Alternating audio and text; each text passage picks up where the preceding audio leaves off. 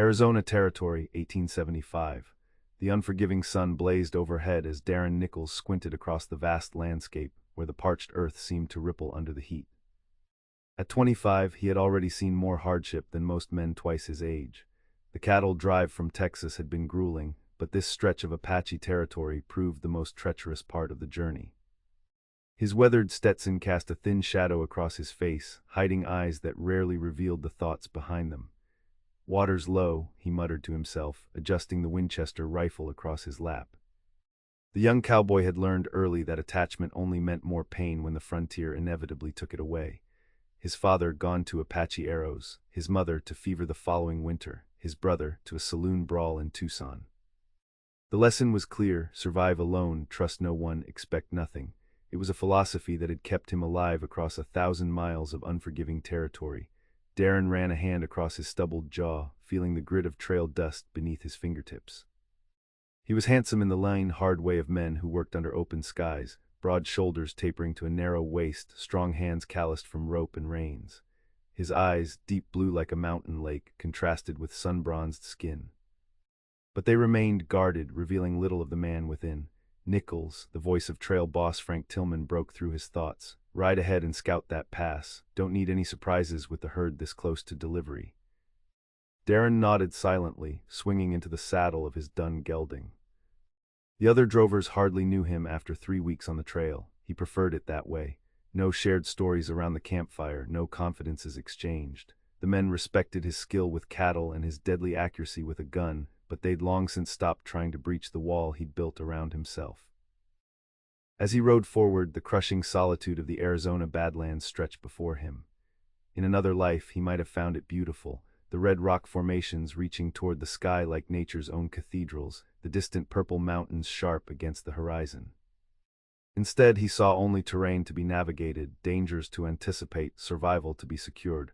"What more is there?" he whispered to the empty air. The question had begun haunting him in recent months.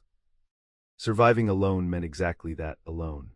At night, when the cattle were settled and the other men swapped tales of sweethearts waiting back home, Darren would stare into the fire and wonder if there was something fundamentally broken in him that made connection impossible. But connection meant vulnerability, and vulnerability got you killed out here. That was the harsh truth of the frontier, and Darren had accepted it as gospel. He would complete this drive, collect his pay, and move on to the next job. It was enough, it had to be. The crack of gunfire shattered his thoughts. Darren instantly ducked low over his horse's neck, drawing his revolver in one fluid motion. The shots came again, 3 in rapid succession, from somewhere in the rocky outcropping ahead. Without hesitation, he guided his horse off the trail, using the sparse vegetation as cover while he approached. More gunfire, followed by something that raised the hairs on the back of his neck, the unmistakable howl of wolves, hungry and hunting. And beneath that, a human cry. Survival instinct told him to turn back, report to the trail boss, avoid whatever deadly scenario was playing out ahead. Involving himself meant risk, and risk was something Darren Nichols had methodically eliminated from his life. Yet his horse was already moving forward, responding to the pressure of his knees. He dismounted in a sheltered draw and proceeded on foot, rifle now in hand. The sounds led him to a narrow ravine where the drama unfolded before him. A young woman stood with her back against a rock face, a smoking revolver gripped in her hand. 3 wolf carcasses lay before her, but 5 more circled, their hungry eyes fixed on their prey. She was clearly Apache, dressed in a deerskin dress adorned with intricate beadwork, her long black hair falling in a thick braid over one shoulder. Even from this distance, Darren could see she was bleeding from a wound on her leg. The largest wolf, a silver-backed male, lunged forward. The woman fired again, but her gun clicked empty. In that moment her eyes lifted and met Darren's across the distance, dark, defiant eyes that showed no fear even in the face of death. Something in that gaze struck him like a physical blow. Without conscious thought, Darren raised his Winchester and fired twice in rapid succession. 2 wolves fell. He worked the lever, firing again and again until the last wolf fled, disappearing into the scrub brush. The silence that followed seemed deafening. The woman remained motionless, her empty gun still pointed forward. Darren approached cautiously, rifle ready, eyes scanning for any remaining threat. When he reached her, she straightened to her full height, which still left the top of her head below his chin. Up close, he could see she was younger than he'd first thought, perhaps 20 or 21, with features that combined fierce strength and striking beauty. You are hurt, he said, gesturing to the bloody tear in her dress. She regarded him with unwavering intensity before replying in perfect, slightly accented English. So are you. Darren glanced down to discover a gash across his forearm he hadn't even felt in the heat of the moment. Before he could respond, she stepped forward, closing the distance between them. With deliberate movements, she reached up and placed her palm against his chest, directly over his heart. You're mine now, said the Apache girl after the cowboy saved her from wild wolves.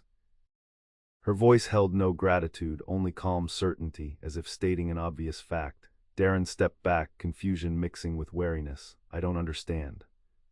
I am Jacy of the Chiricahua, she said. When one saves another's life among my people, they become responsible for that life. I would have died, now my life belongs to you. Her dark eyes assessed him coolly, and yours to me. Before Darren could process this declaration, pain flared through his arm. He looked down to see blood flowing more freely than he'd realized. We need shelter, Jacy said, shifting from solemn declaration to practical concern.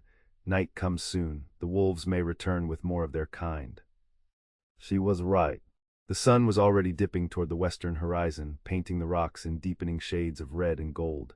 Darren whistled for his horse, which trotted obediently from its hiding place.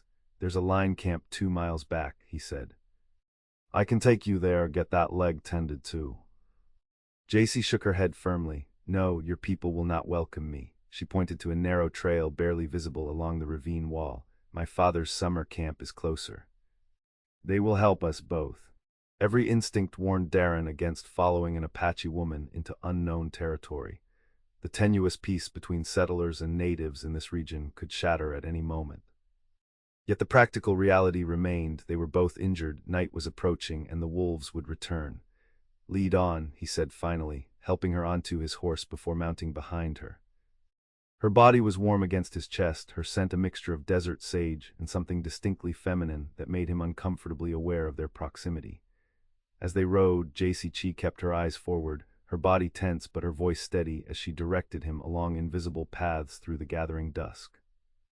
Darren found himself wondering what twist of fate had placed her alone in wolf territory, armed with only a revolver. Why were you out here by yourself? He asked, breaking the silence. I was returning from visiting my cousin's camp, she answered. I took a shorter path, it was unwise. The simple admission of error surprised him. In his experience, few people acknowledged mistakes so readily. And you, she countered, why does a white cowboy ride alone through Apache land? Scouting for a cattle drive, he replied. We're delivering a herd to Fort Whipple. She nodded. My father knows of this. The army major sent word asking permission for safe passage. This was news to Darren. The trail boss had said nothing about negotiating with local tribes. It was another reminder of how little he knew about the people whose land they crossed, people who apparently had complex diplomatic relationships with the same government that so often portrayed them as savages. They crested a small rise and suddenly a hidden valley opened before them. Smoke from several fires rose into the deepening blue of twilight. Darren counted 12 wickiups, the dome-shaped Apache dwellings, arranged in a loose circle. Men, women, and children moved about the camp, engaged in evening activities. All movement ceased when they were spotted. Several men reached for weapons before Jacy called out in her native language. An older man stepped forward, his face a map of deep lines and hard-earned wisdom. He wore his gray-streaked hair long, with a red band around his forehead. My father, Jacy explained quietly.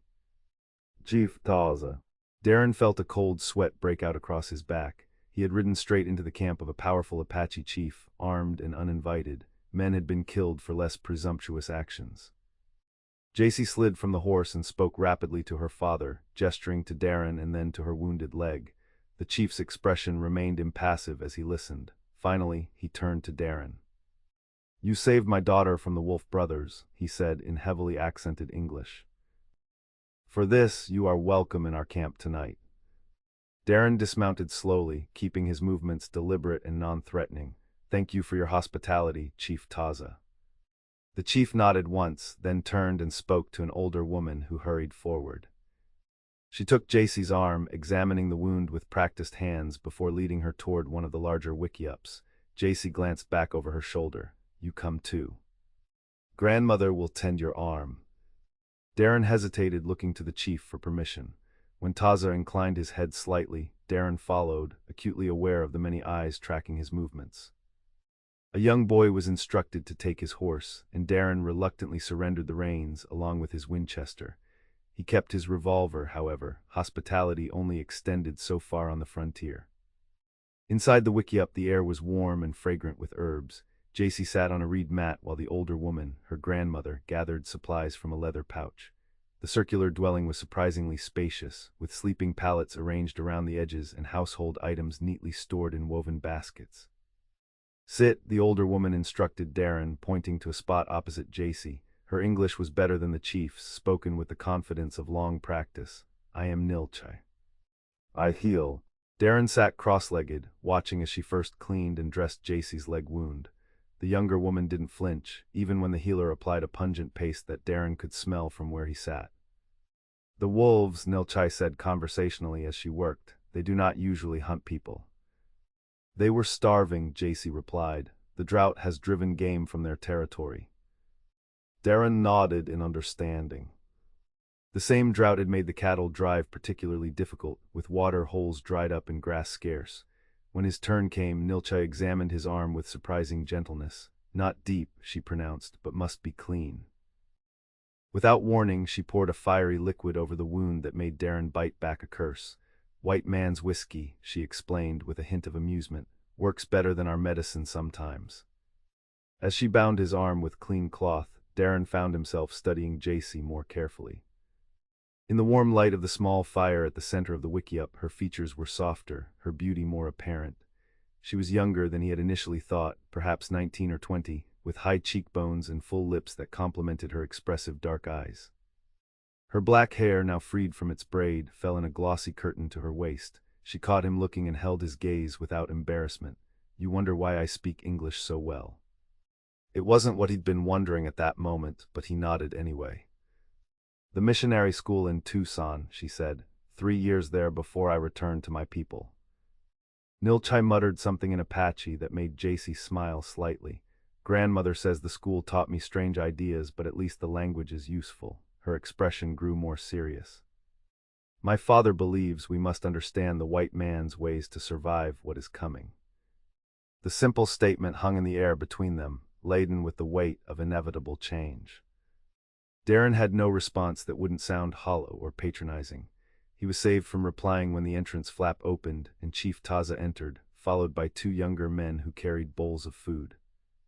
The aroma of meat and chili peppers filled the small space, reminding Darren how long it had been since he'd eaten anything but trail beans and hardtack. The meal was shared in relative silence.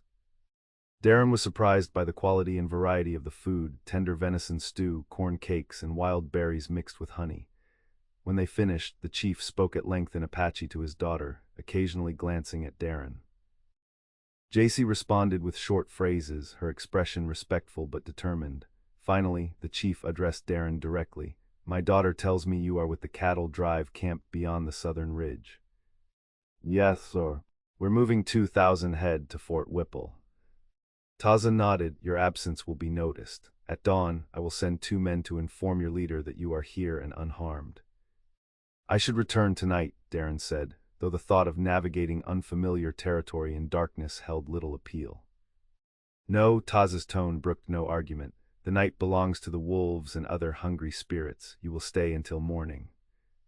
It wasn't a request. Darren recognized the delicate position he was in, guest and potential hostage in one.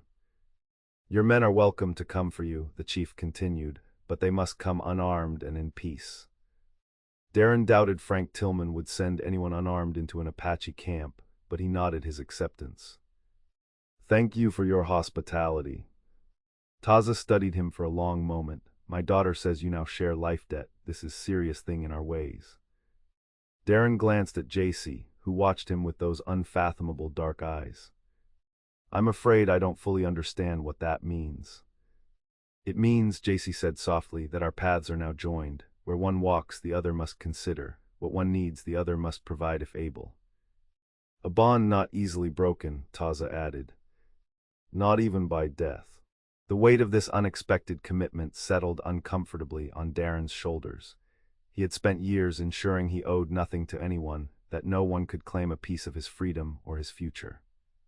Now, through one impulsive act of decency, he found himself bound by Apache custom to a woman he barely knew.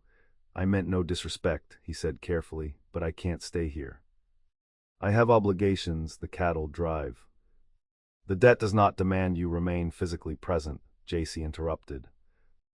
"Only that you acknowledge the connection between us." Darren wasn't sure that clarification made things any better. Any kind of connection meant vulnerability, and vulnerability was a luxury he couldn't afford. The chief rose, signaling an end to the conversation. "Sleep now, morning brings its own answers." After Taza left, Nilchai showed Darren where he could sleep, a pallet on the opposite side of the wickiup from where Jacy and the older woman would rest. As he settled onto the surprisingly comfortable bed of pine boughs covered with blankets, Darren tried to make sense of the day's extraordinary turn of events. The cattle drive would reach Fort Whipple in less than a week. He would collect his pay, say his farewells to men whose names he barely remembered, and move on as he always did. Whatever this life debt entailed, surely distance and time would dissolve it like morning mist under the Arizona sun. Yet as he drifted toward sleep, Jacy's words echoed in his mind, "You're mine now."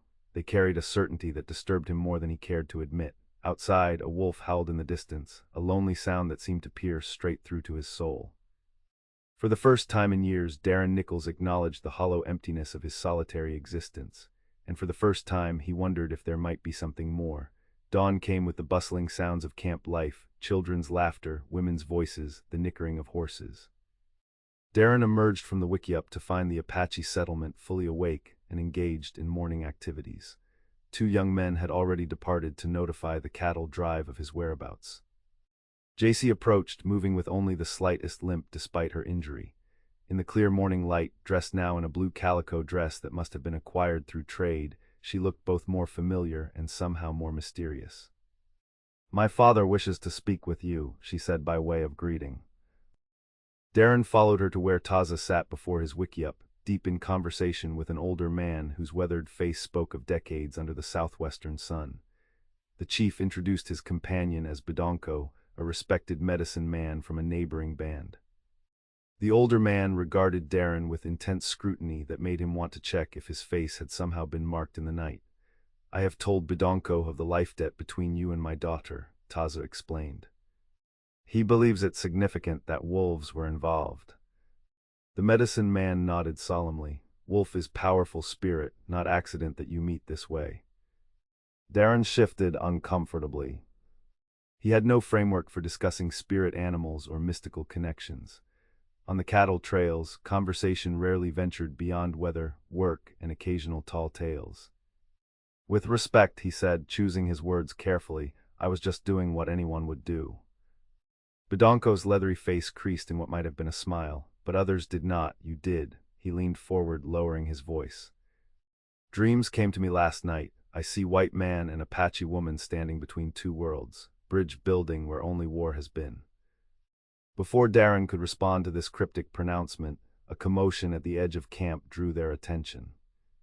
3 riders had appeared, Frank Tillman and 2 other cowboys from the drive, their expressions tense despite having surrendered their firearms as requested. Taza rose with dignity, motioning for Darren to accompany him. Jacy followed a step behind as they walked to meet the newcomers. "Nichols," Tillman called, visibly relieved to see him unharmed. "When you didn't return by nightfall, we feared the worst." "I ran into some trouble," Darren replied, conscious of how inadequate the explanation sounded. "Chief Taza's people offered shelter for the night." Tillman's gaze shifted to Jacy, then back to Darren, speculation clear in his weathered face. "Well, we appreciate the hospitality," he said to Taza, "but we need to get moving. Herd's already on the trail." The chief inclined his head slightly. "Your man is free to go. He has earned our respect." As Darren moved to retrieve his horse and rifle, Jacy touched his arm, stopping him. "Remember," she said, her voice low enough that only he could hear, "the life debt remains. Our paths will cross again." There was such certainty in her tone that Darren found himself believing her despite all logic. "How will I find you?" Her smile was unexpected, transforming her solemn features into something that caught at his breath. "You will not need to find me, I will find you." With that enigmatic promise, she stepped back, allowing him to mount his horse and join the waiting cowboys. As they rode away, Darren couldn't resist looking back. Jacy stood watching, a solitary figure against the backdrop of her people's camp, her hand raised not in farewell but in what felt like a promise. "Pretty little thing," remarked Pete Simmons, one of the drovers riding alongside him. "Never thought I'd see the day when Darren Nichols got sweet on an Apache girl." "It's not like that," Darren said sharply. Tillman chuckled. "Sure looked like something from where I was standing. Girl couldn't take her eyes off you." Darren didn't respond. How could he explain what had transpired, the life debt, the strange pronouncements of the medicine man, the way Jacy's declaration, "You're mine now," had somehow lodged itself in his consciousness? Instead, he asked, "How's the herd?" Tillman accepted the change of subject with a knowing smirk. "Moving slow but steady. Should make Fort Whipple by Saturday if the weather holds." The remainder of the cattle drive passed without incident. They delivered the herd on schedule, collected their pay, and prepared to go their separate ways. Darren had planned to head south, perhaps try his luck at the silver mines in Tombstone. Yet when the moment came to depart, he found himself drawn inexorably northward, toward Prescott. He told himself it was practical. Prescott was a growing town with opportunities for a man willing to work. The fact that it was also the nearest settlement of size to Fort Whipple, where supplies would regularly be transported to and from Apache territory, was merely coincidental. Prescott in 1875 was a bustling center of territorial politics and commerce. Its wide streets, substantial buildings, and air of permanence contrasted sharply with the makeshift settlements Darren had passed through during his years of drifting. He found lodging at a modest boarding house and took stock of his situation.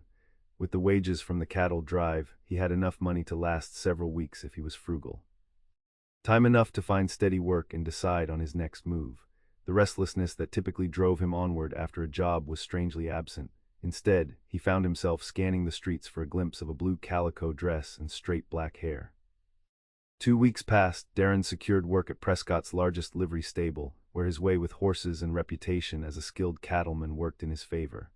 The owner, a gruff but fair man named Howard Jenkins, seemed pleased to have found a reliable hand.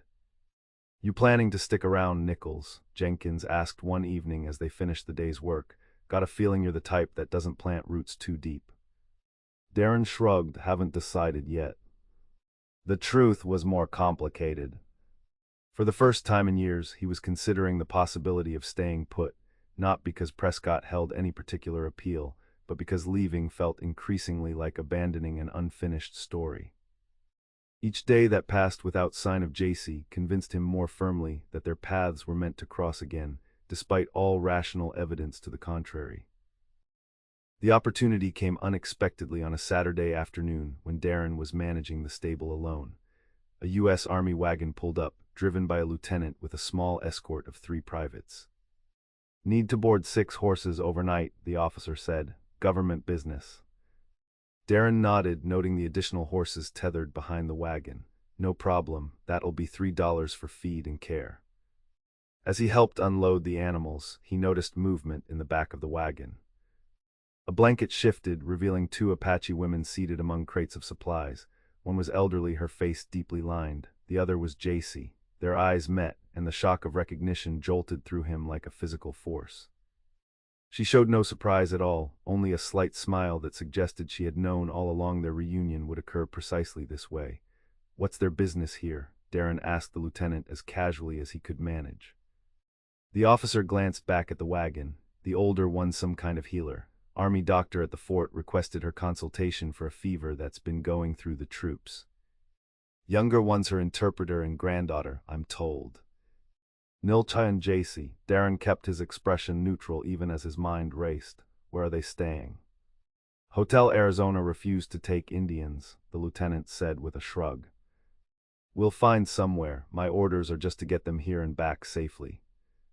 "My landlady takes boarders," Darren heard himself saying. "Widow Simmons. She's got room and doesn't ask many questions." The lieutenant looked relieved at the suggestion. "Much obliged. Where can we find this Widow Simmons?" Darren gave directions to the boarding house, then turned to his work, acutely aware of Jacy's gaze following his movements. Only when the wagon had departed did he allow himself to lean against a stall door, heart pounding with an emotion he couldn't quite name. She had found him just as she'd promised, but what did she want? What did this life debt truly entail, and why did the prospect of seeing her again fill him with such anticipation? Evening found Darren approaching his boarding house with unusual trepidation. He had no idea if the lieutenant had successfully arranged lodging for his passengers, or if Jacy and her grandmother were now under the same roof. Mrs. Simmons met him at the door, her plump face alight with excitement. "Oh, Mr. Nichols, you'll never guess who's taken the spare rooms. Real Indians, an old medicine woman and her granddaughter, pretty as a picture despite being savage." She lowered her voice dramatically. "They're here on government business."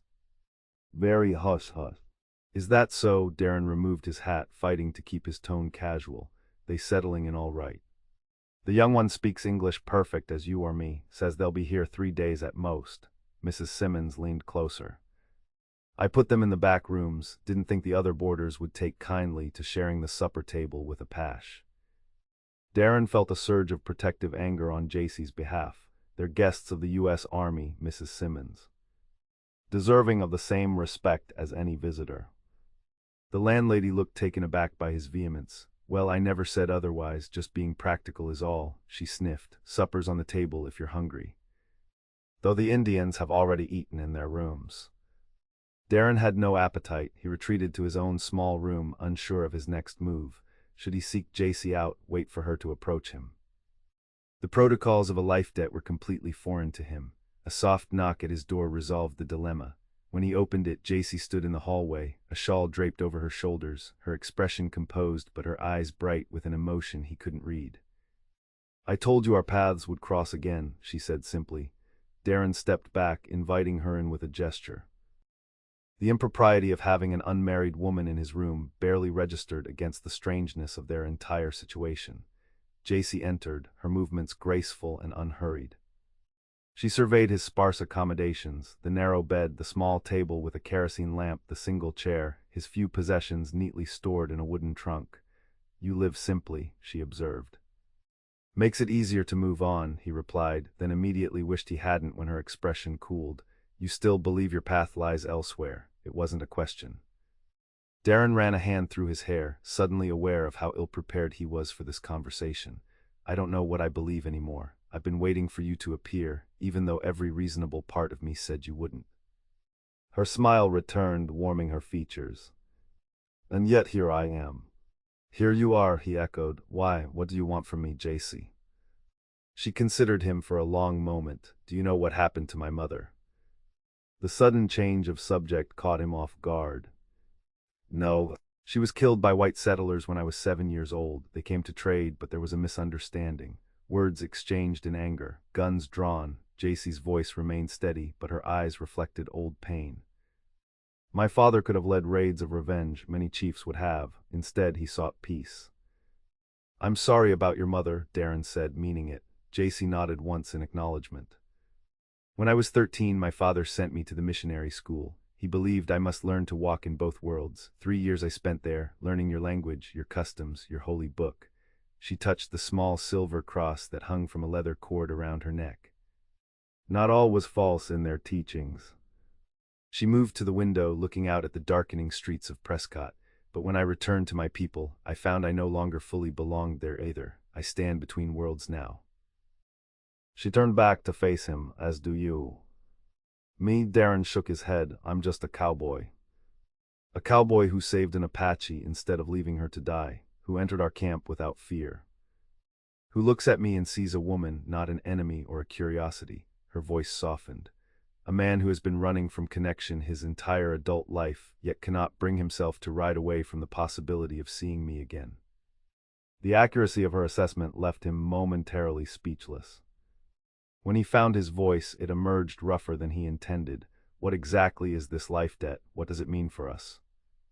Jacy approached until she stood directly before him, close enough that he could detect the faint scent of sage and sweetgrass that seemed to cling to her hair.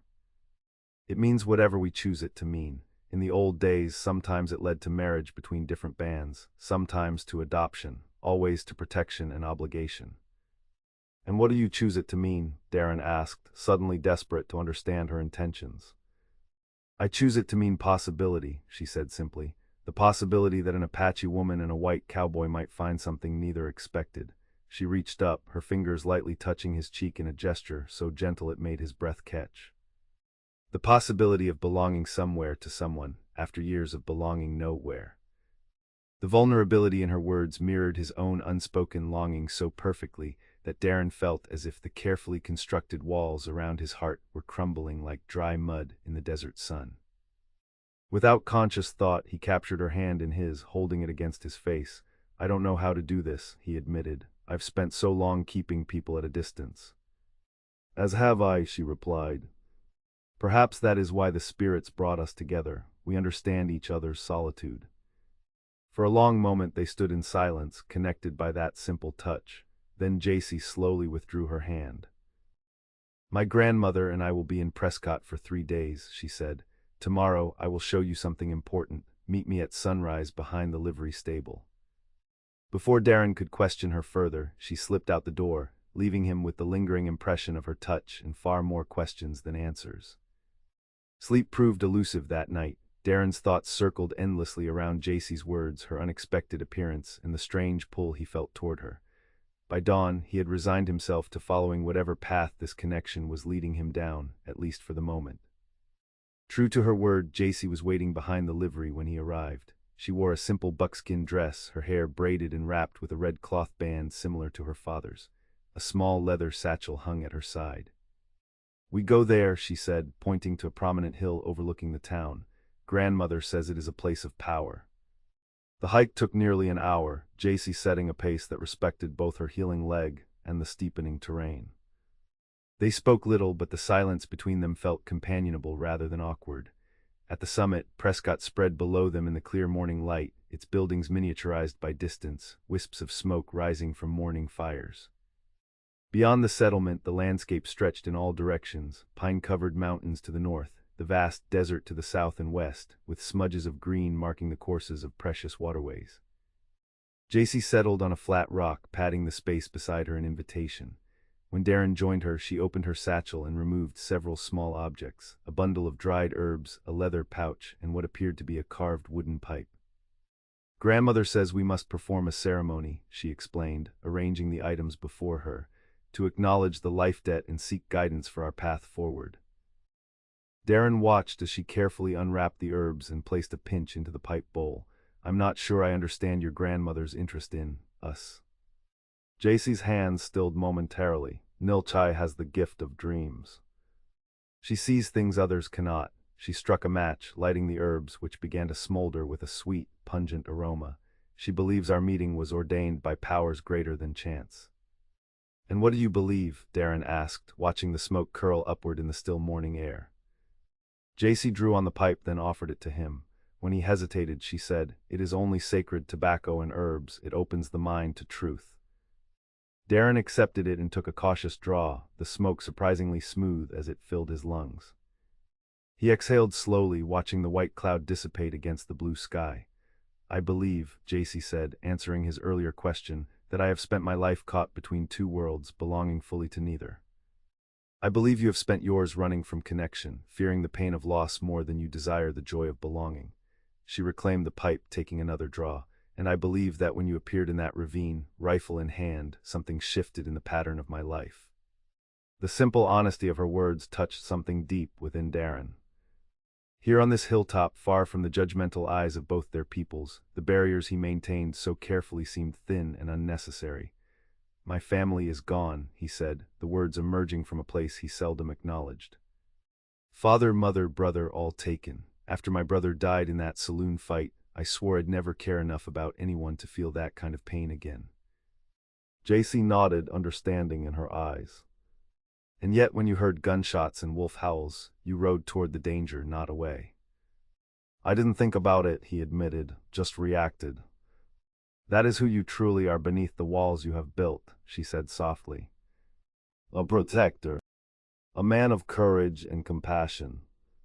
Her perception unsettled him. How could she see so clearly what he had spent years denying even to himself?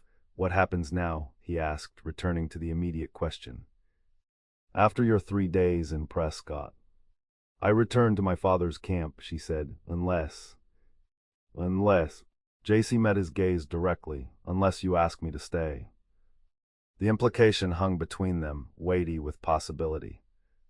Darren found himself at a crossroads he had never anticipated.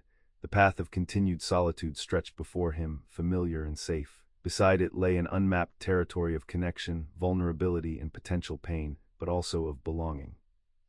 I can't ask you to abandon your people, he said finally. I would not be abandoning them, she corrected. My father understands that my path may lead elsewhere. I am already a bridge between worlds. Perhaps that is my purpose. The smoke from the pipe had created a dreamlike quality to the moment, making Darren feel as though they existed temporarily outside of time and consequence. In this suspended space, he found the courage to speak a truth he had barely acknowledged to himself. I've thought of you every day since we parted, he confessed. Told myself it was foolish, impossible. An Apache chief's daughter and a drifting cowboy. The world has no place for such a union. The world, Jacy replied with quiet certainty, will make room for what must be. She leaned forward then, and with the directness that seemed so characteristic of her, pressed her lips to his. The kiss was gentle but unhesitating, an offering and a question in one. Darren's response arose from someplace deeper than thought. His arms encircled her, drawing her closer as the kiss deepened into something that felt like recognition, as if his soul had been waiting for this moment without his conscious knowledge. When they finally parted, Jacy's eyes held a mix of wonder and satisfaction. You feel it too, she said. The rightness. Unable to deny it, Darren nodded. But feeling something and finding a way to live it are different matters. Your people, my people, there would be opposition from all sides. Yes, she agreed simply. The path will not be easy. They remained on the hilltop for hours, talking as they never had before. Jacy spoke of her life in the Apache camp, the traditions that shaped her days, her time at the missionary school, where she had learned to navigate white society while holding firm to her heritage. Darren shared stories of his own childhood on a small Texas ranch, the tragedy that had claimed his family one by one, his years of drifting from job to job across the Western territories. By the time they descended the hill, something fundamental had shifted between them. The life debt remained, but it had evolved into something deeper, a conscious choice rather than an obligation. Tomorrow, Jacy said as they reached the edge of town, you must meet with grandmother properly. She wishes to know the man who holds her granddaughter's future in his hands. The prospect of a formal interview with Nilchai was daunting, but Darren found himself nodding in agreement. I'll come to the boarding house after work. Jacy smiled, the expression transforming her solemn features. She will ask difficult questions, answer with truth always. With that warning, she left him, heading back toward Mrs. Simmons' boarding house while Darren returned to the livery, his mind and heart fuller than they had been in years. The following evening found Darren knocking at the door of the room shared by Jacy and her grandmother. He had bathed carefully, put on his cleanest shirt, and even trimmed his stubble, efforts that earned a knowing smirk from Mrs. Simmons as he passed through the common area. Nilchai sat cross-legged on a blanket spread across the floor, her weathered face impassive as Jacy made introductions in both English and Apache. The older woman gestured for Darren to sit opposite her. What followed was unlike any conversation Darren had ever experienced. Through Jacy's translation, Nilchai asked about his childhood, his parents, his dreams and fears. She inquired about his understanding of honor, of commitment, of the natural world. Several times she had Jacy burn small bundles of herbs, wafting the smoke around him while she observed his reactions with keen eyes. Grandmother asks if you understand what it would mean to take an Apache woman as your wife, Jacy translated, her own expression carefully neutral, not just to you, but to her. To any children that might come. The directness of the question caught Darren off guard. Marriage had not been explicitly discussed between them, yet here was Nilchai addressing it as a foregone conclusion. I understand it would be difficult, he answered honestly, that many on both sides would disapprove, that our children would belong fully to neither world as Jacy herself does not. Nilchai nodded slowly when this was translated, then spoke again at length. Grandmother says the path of the bridge builder is never easy, Jacy relayed. Those who stand between worlds often bear the weight of both, but without bridges there is only separation and misunderstanding. The old woman reached out suddenly, grasping Darren's hand in her gnarled fingers. Her touch was dry and warm as she turned his palm upward, tracing the lines with her fingertip. She spoke rapidly, her tone intense. She sees a long journey ahead, Jacy translated, her voice catching slightly. Trials and joys both. A union that will be tested by fire but emerge stronger. She paused, meeting Darren's eyes. And children 3 who will carry forward what we begin. The specificity of this pronouncement struck Darren with unexpected force. He had never envisioned himself as a father, had never dared imagine a future filled with family after losing his own so completely. Yet the image Nilchai painted stirred something profound within him, a yearning he had buried so deeply he'd forgotten it existed. The old woman released his hand and spoke again, her voice gentler now.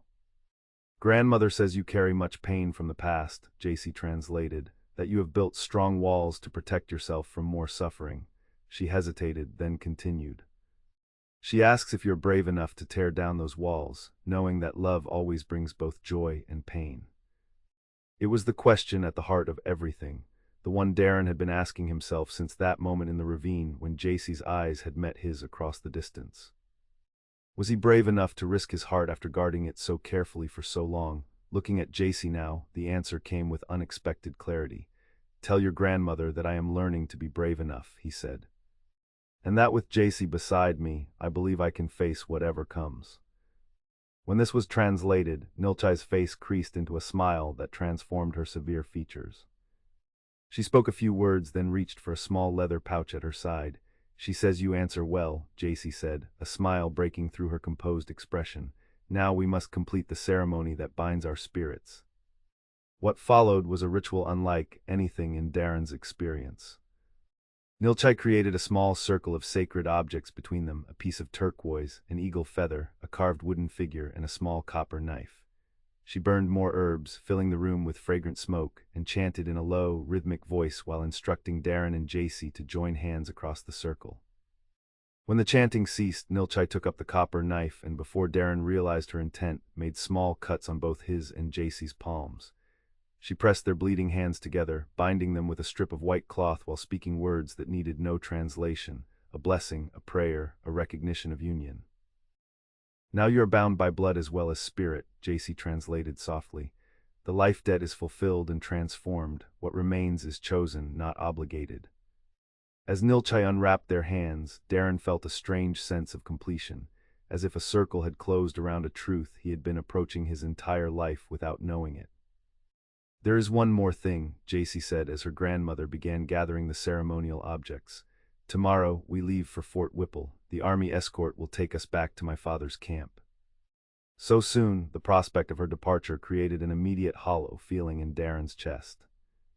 Jacy nodded. Grandmother has completed her work with the army doctor. We cannot stay longer. She took his hand again, their mingled blood now dried on their palms. You must decide now, Darren Nichols. Will you let me go back alone? Or will you come with me to speak with my father? The implication was clear. If he truly meant to pursue a future with Jacy, he would need Chief Taza's blessing. It meant leaving his job, riding into Apache territory with no guarantee of welcome, committing to a path that would irrevocably change his life. Darren thought of the livery stable, the routine he had established in Prescott, the modest security he had begun to build. Then he looked at Jacy's face, at the hope and determination mingled in her expression, and knew there was only one possible answer.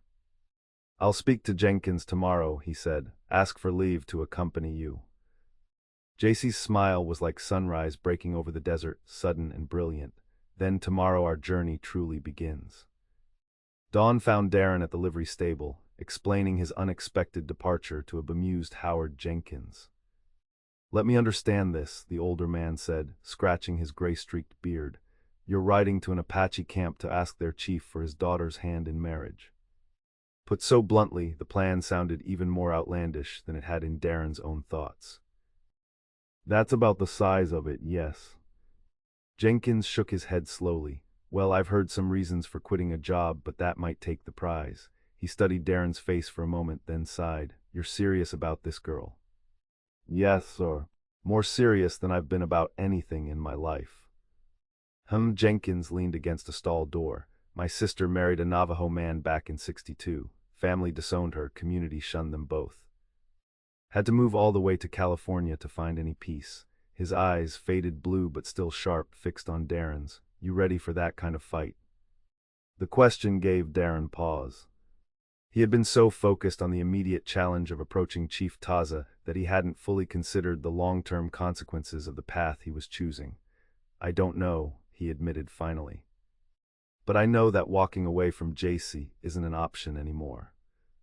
Jenkins nodded as if this confirmed something. Well then, I won't try to talk you out of it. He straightened up, extending his hand. Job will be here if things don't work out, and if they do, he shrugged. I wish you luck either way. Darren shook the offered hand, touched by the unexpected support. Thank you, Mr. Jenkins. Howard, the older man corrected. Seems we've moved past formalities. He hesitated, then added, Be careful out there, son. Not everyone will be as understanding as an old man who's seen too much of life to judge how others find their happiness. With that parting wisdom, Darren completed his final tasks at the stable before returning to the boarding house to collect his few possessions. Mrs. Simmons was considerably less sanguine about his plans. Running off with an Indian woman, she exclaimed when he gave notice. Mr. Nichols, have you taken leave of your senses? What about your immortal soul, your reputation? Your future. My future is what I'm thinking of, Darren replied calmly, handing over the remainder of the month's rent. For the first time in years.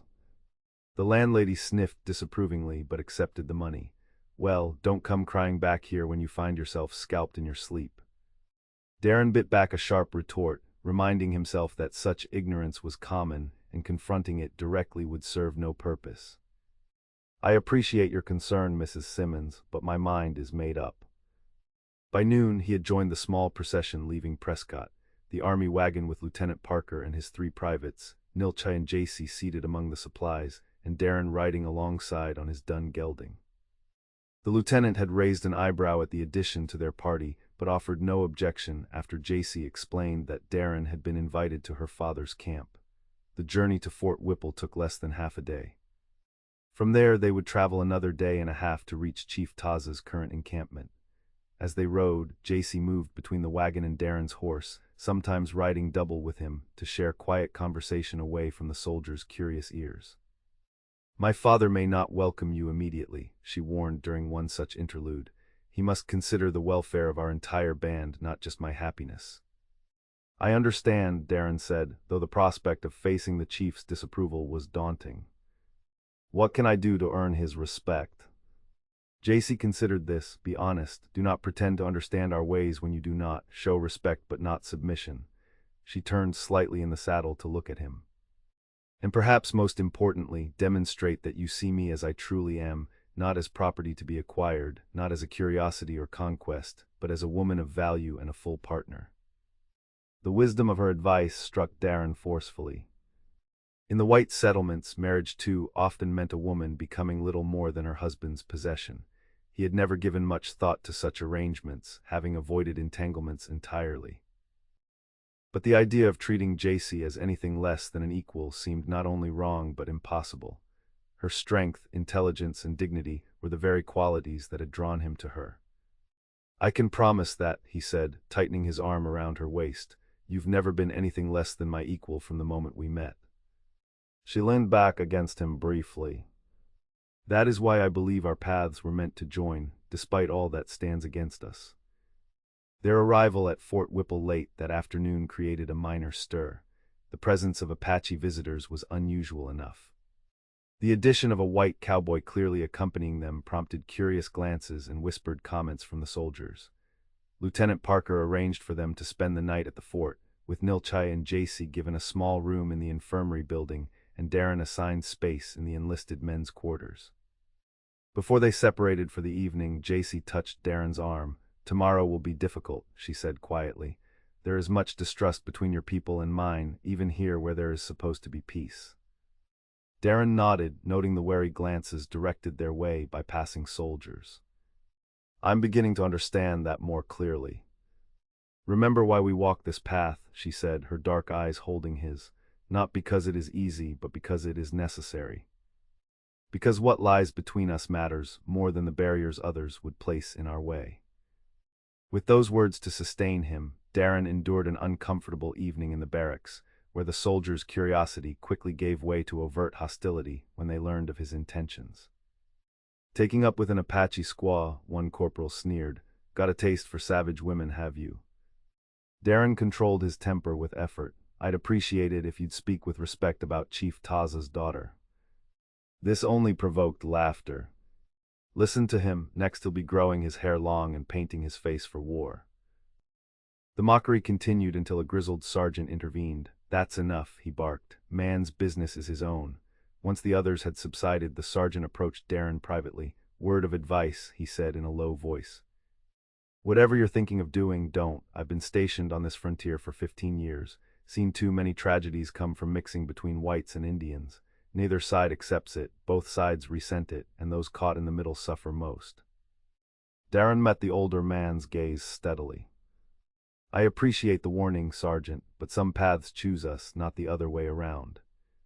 The sergeant studied him for a moment, then shook his head. "Your funeral," he muttered, walking away. Despite such discouragement, Darren's resolve remained unshaken. The next morning, as they prepared to depart for the final leg of their journey, he found himself looking forward to leaving the fort's atmosphere of barely contained hostility.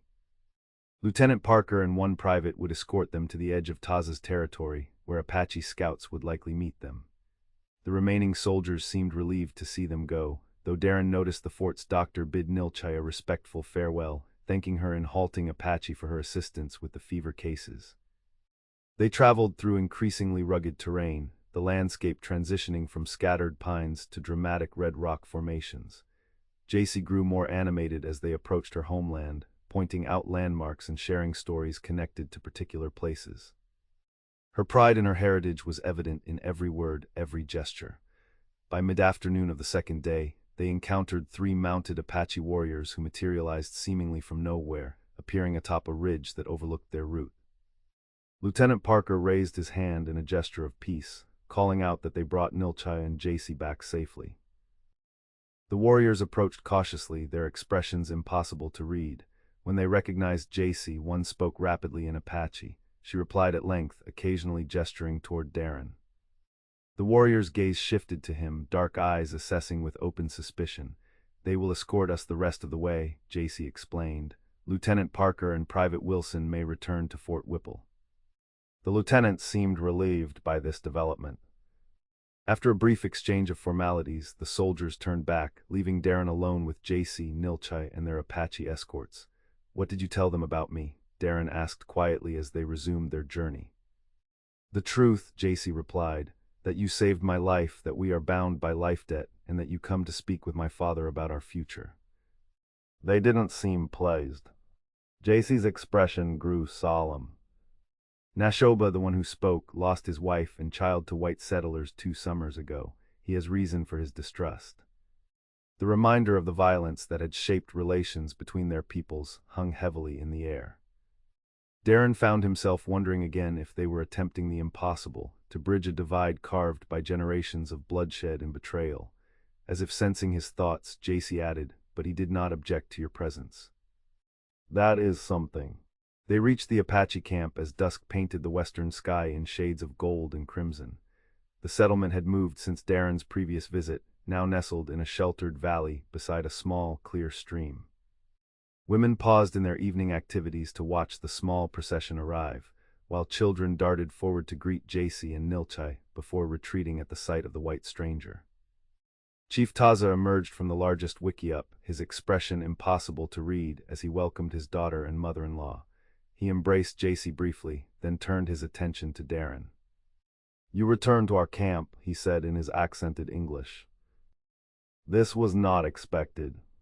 Darren dismounted, approaching the chief with deliberate steps before stopping at a respectful distance.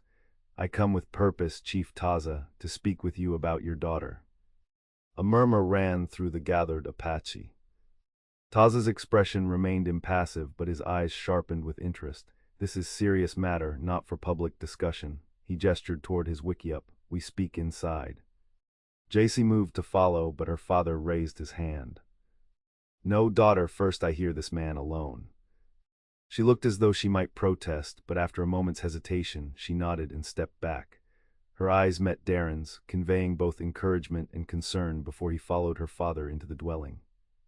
Inside, illuminated by the soft glow of a small central fire, Chief Taza settled cross-legged on a woven mat and indicated that Darren should sit opposite him. For several long moments, the Apache leader studied him in silence. "My daughter says you seek her as wife," Taza said finally. Darren nodded. "Yes, sir, with your permission." Why? The simple question carried the weight of generations of conflict. Darren understood he was being asked not just about his feelings for Jacy, but about his intentions, his understanding of what such a union would mean, his willingness to face the consequences. "Because in her I have found what I didn't know I was seeking," he answered honestly. "Strength, wisdom, a spirit that matches my own, because when I am with her I am more than I am alone." Taza's expression revealed nothing, pretty words. "White men have many pretty words." "Not just words," Darren insisted. "I am here in your camp asking properly. I know many would find it easier if I simply took Jacy away or if she came to me in secret. But that would dishonor her and you and the commitment we wish to make." This seemed to register with the chief, whose posture relaxed slightly. "You understand this would not be easy path. Many whites hate Apache. Many Apache distrust whites. Where would you live? How would you protect my daughter from those who would harm her for choosing you?" These were the practical questions Darren had been wrestling with since acknowledging his feelings for Jacy. "I have some savings," he said, "enough to buy a small ranch in neutral territory, perhaps near the Colorado River where different peoples already trade and live together. I'm a good horseman, a fair hand with cattle. I can build a life for us." "And children?" Taza asked directly. "What of them, not Apache, not white, where do they belong?" "They would belong to both worlds," Darren answered. "They would learn your language, your traditions, from their mother and from visits to your camp. They would learn the skills they need to navigate the changing territory from me." He leaned forward slightly. "Chief Taza, the old divisions cannot stand forever. The future belongs to those who can walk between worlds, as your daughter already does." The chief considered this for a long time, the firelight casting deep shadows across his weathered features. Finally he spoke again. "My wife, Jacy's mother, was killed by white settlers," he said quietly. "I had reason to hate all white men after this, to seek blood for blood, as our old ways teach." Darren remained silent, sensing there was more to come. "But hate is like poison," Taza continued. "It kills the one who carries it as surely as it harms enemies." He stirred the fire with a stick, watching the sparks rise. "I chose different path. To seek understanding where possible, to fight only when necessary, to prepare my people for a world that changes whether we wish it or not." He looked up, meeting Darren's gaze directly. "Sending my daughter to white school was part of this path. Difficult decision, many in tribe opposed, but Jacy learned much there, became bridge between worlds." A hint of pride entered his voice. "She is strong woman. Knows her own mind. If she has chosen you, there's reason." He set the stick aside. "But choice must be made freely, with clear understanding of consequences, not in moment of passion or gratitude for life saved." "I understand," Darren said.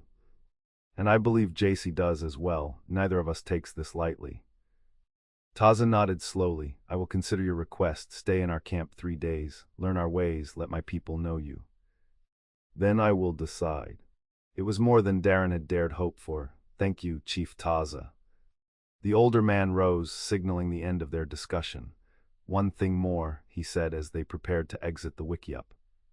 "While in our camp you will be tested, not just by me, by all who care for Jacy's future. How you meet these tests will tell us much." With that enigmatic warning, Taza led the way outside, where the entire camp seemed to be waiting for some indication of the discussion's outcome. The chief spoke briefly in Apache, which caused a ripple of reaction, some nods of approval, some frowns of concern. Jacy approached, her expression questioning. When her father gave a slight nod, she moved to Darren's side.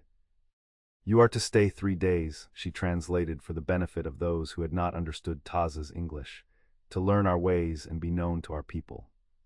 A middle-aged woman stepped forward, saying something to Taza that sounded like a protest. He responded firmly, then turned to Darren. "My sister Alyssa says you should not stay in camp," he explained. "Many feel this way, but I have decided you will stay in Bedonko's lodge." He has agreed. The medicine man whom Darren had met briefly during his previous visit emerged from the crowd, his weathered face impassive. He gestured for Darren to follow him. "Go," Jacy said softly. "I will see you in the morning." As Darren followed Bidonko through the camp, he felt the weight of dozens of eyes upon him, some curious, some openly hostile. Children peeked from behind their mothers, pointing and whispering. Young warriors stood with arms crossed, their expressions challenging. Bidonko's lodge was smaller than Taza's but neatly kept. Inside, the old man indicated a sleeping pallet near the entrance, then settled by his small fire without speaking. The silence stretched uncomfortably until Darren realized that perhaps this was the first test, to see if he would rush to fill the void with nervous chatter or demonstrate the patience valued in Apache culture. He sat quietly, watching as Bidonko methodically prepared an evening pipe. After what seemed like hours but was likely only 20 minutes, the old man looked up. "You wish to take Jacy as wife," he stated in surprisingly clear English. "Yes," Darren confirmed. "Why?" It was the same question Taza had asked, but somehow it felt different coming from the medicine man. Darren sensed that Bidonko was looking for something deeper than the practical considerations he had discussed with the chief. "Because when I am with her, I feel complete in a way I never have before," he said finally. "As if a part of me that was missing has been found." Bidonko nodded slowly, a hint of approval in his dark eyes. "Good answer, truth in it." He passed the pipe to Darren, who accepted it with appropriate solemnity. "Many here will not welcome this union, too much blood between our peoples." "I understand that," Darren said after taking a draw from the pipe and passing it back. "But sometimes the hardest paths are the most necessary ones." The old man's face creased in what might have been a smile. "You speak like Apache now," he tapped his chest. "Wisdom here, not just here." He touched his forehead. "Good sign." They shared the pipe in silence for some time before Bidonko spoke again. "Dreams came to me again last night.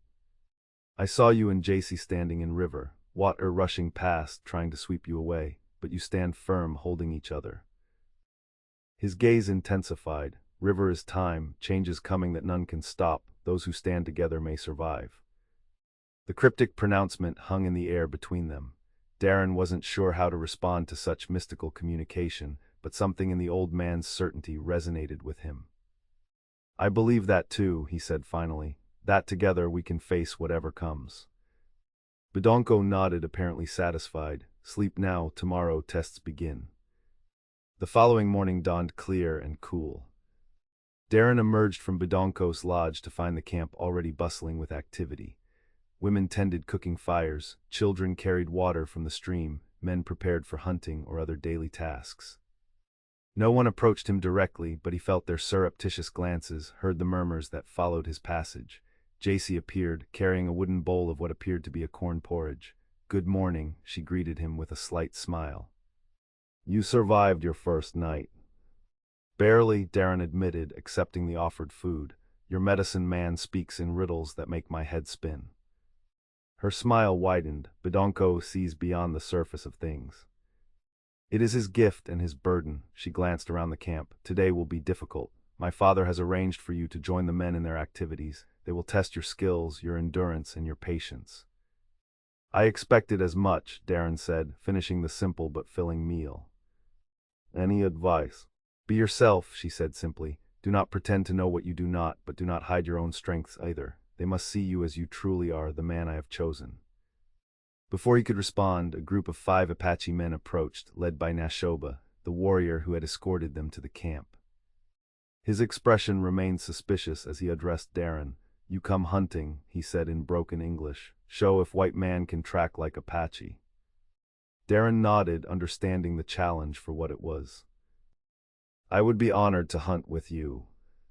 Jacy squeezed his hand briefly before moving away, leaving him to join the hunting party. The men provided him with a bow and arrows rather than allowing him to use his rifle, another test, as they were clearly curious whether a white man could handle traditional weapons. The day that followed tested Darren's skills and stamina to their limits. The Apache hunters moved through the landscape like shadows, reading signs invisible to less experienced eyes, communicating with subtle gestures rather than words. Darren struggled to keep pace but refused to complain or ask for concessions. When they paused near midday, He was sweating profusely while the Apache men seemed barely winded. Nashoba pointed to tracks barely visible in the rocky soil. "What animal?" he challenged. Darren studied the faint impressions carefully. His years on the frontier had taught him something of tracking, but these signs were subtle. After a moment's consideration, he pointed to the distinctive pattern. Javelina. Small herd moving south. A flicker of surprise crossed Nashoba's face. He exchanged glances with the other hunters, one of whom nodded slightly. "Correct," Nashoba acknowledged reluctantly. "How you know?" "Spent a season hunting in the Texas Hill Country," Darren explained. "Javelina are common there." This admission seemed to shift something in the men's attitude toward him. They didn't become friendly exactly, but a degree of professional respect entered their demeanor. As they continued tracking, they began to explain more of what they were seeing, testing his knowledge but also sharing their expertise. By late afternoon, they had brought down 2 deer using only bows and arrows. Darren had contributed one of the kills with a shot that earned grudging nods of approval from the Apache hunters. As they prepared to return to camp, Nashoba approached him directly. "You hunt well," he said, his English still halting but his meaning clear, "for white man." Coming from Nashoba with his open distrust of whites, this qualified praise felt like a significant victory. "I had good teachers today," Darren replied, including all the hunters in his glance. "The Apache way of moving through the land is something I've never seen before." This response seemed to please them. The return to camp was marked by considerably less tension than the departure had been, with occasional exchanges about hunting techniques and stories of particularly challenging prey. When they arrived back at the settlement, their successful hunt was greeted with approval. The deer were quickly taken by the women to be prepared, while Chief Taza observed the returning party with interest. Jacy stood near her father, her expression carefully neutral, but her eyes sought Darren's with a question he answered with a slight smile. The first test, it seemed, had been passed. The evening brought a communal meal centered around the fresh venison. Darren was invited to sit not with the leaders but with the hunters, a position that reflected his current status, not yet accepted as family, but no longer treated as a complete outsider. Jacy served food to various groups but did not join any particular circle to eat, maintaining her role as the chief's daughter rather than showing preference for Darren's company. As darkness fell, the atmosphere in the camp shifted. Older members of the tribe gathered around the central fire, and soon the rhythmic sound of drums began to fill the night air. Bidonko emerged from his lodge wearing ceremonial attire adorned with feathers and beads, his face painted with symbols Darren did not recognize. Jacy appeared at Darren's side, speaking quietly. "Tonight is the telling of stories. It is important that you understand some of our history, our beliefs, if you wish to be part of our extended family." "I want to understand," Darren replied honestly. She led him to a place at the edge of the gathering, where they could observe without being prominently placed. As they settled on a blanket spread on the ground, Jacy leaned close to translate the stories being shared. What followed was a profound education in Apache culture. Through Jacy's whispered translations, Darren learned of the tribe's origin myths, of great battles and migrations, of times of plenty and times of hardship. He heard tales of Uzin, the creator, and of white-painted woman and child of water, central figures in Apache spiritual tradition. Most moving were the more recent stories, accounts of the tribe's encounters with Spanish explorers, Mexican soldiers, and finally American settlers and military forces.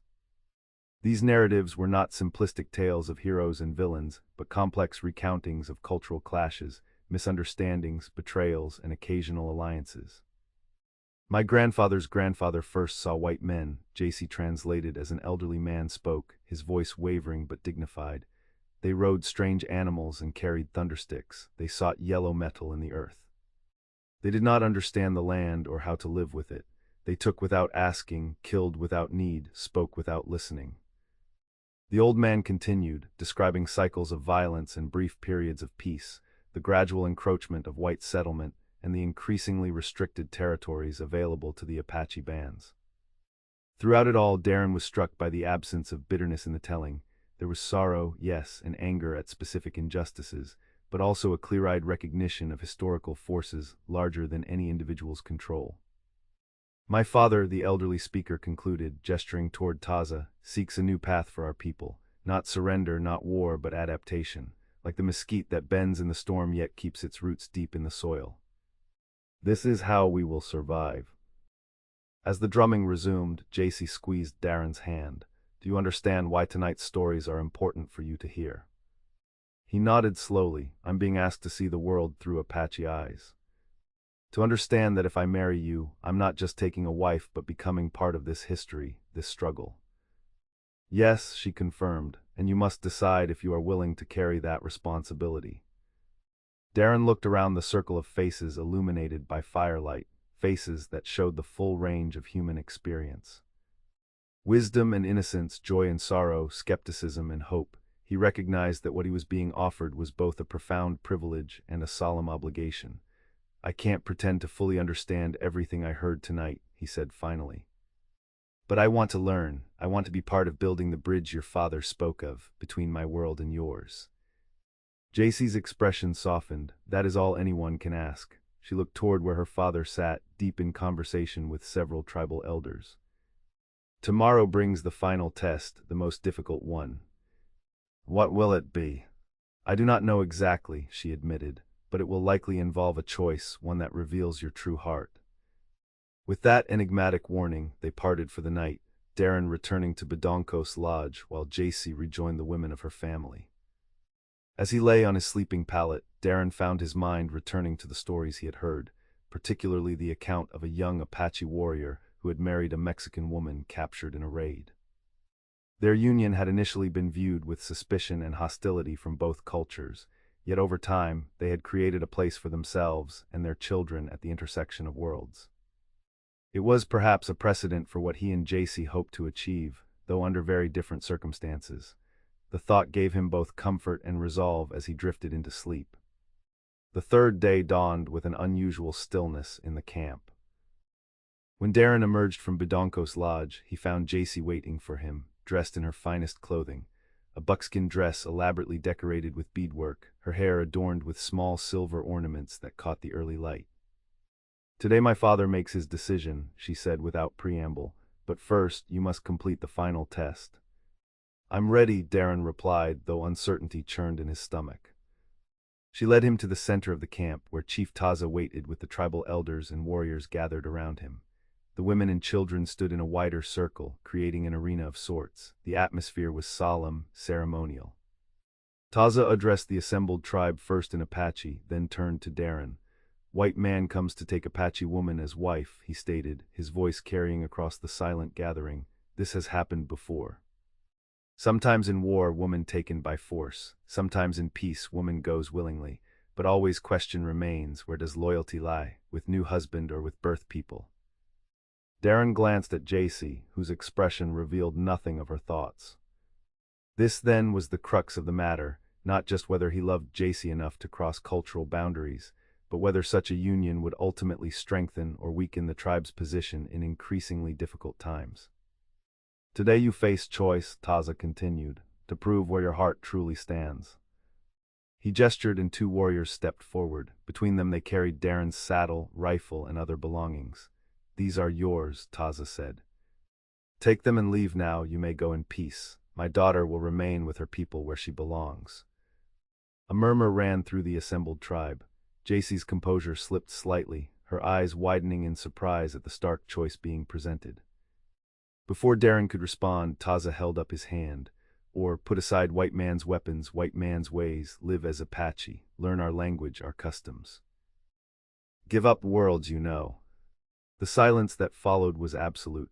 Every eye in the camp was fixed on Darren, awaiting his response to this impossible choice, abandon Jacy or abandon his own identity. Neither option was what he had envisioned when riding to the Apache camp with hopes of securing Taza's blessing for their union.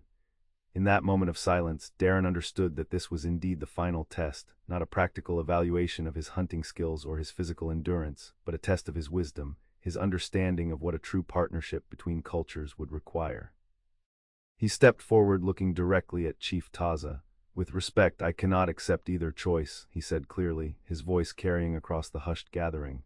To leave Jacy would be to leave my heart behind. But to pretend I can become Apache overnight would be a lie to you, to myself, and to Jacy. Taza's expression revealed nothing, but he did not interrupt. Encouraged, Darren continued. What I propose is not abandonment of either world, but the creation of something new between them. A place where Jacy need not forget her heritage to be my wife, and where I need not forsake my identity to be her husband. He turned slightly, including the entire gathering in his gaze. I cannot become Apache, but I can learn your ways, respect your traditions, and ensure that any children we might have know the value of their mother's people. I ask not for Jacy to leave her world behind, but for both of us to build a bridge between worlds. As Jacy translated his words for those who did not understand English, Darren watched the reactions ripple through the crowd, surprise from some, thoughtful consideration from others, continued skepticism from many. When she finished, Taza remained silent for a long moment. Finally, the chief turned to the assembled elders, speaking rapidly in Apache. A heated discussion ensued, with various members contributing opinions that Darren could not understand. Jacy stood motionless beside him, her face composed once more but her hands seeking his, fingers intertwining in silent support. After what seemed an eternity, the debate subsided. Taza faced Darren again, his expression grave but no longer implacable. You speak with wisdom beyond years, he acknowledged. Path you describe is difficult, perhaps impossible. But it is honest path, he paused, surveying the gathering before continuing. My daughter has chosen you. She is woman of strong mind, clear vision. If she believes this bridge can be built, I will not stand against it. A collective exhalation seemed to pass through the crowd, not quite acceptance, but the suspension of outright rejection. Taza raised his hand for silence once more. But conditions must be set, he declared.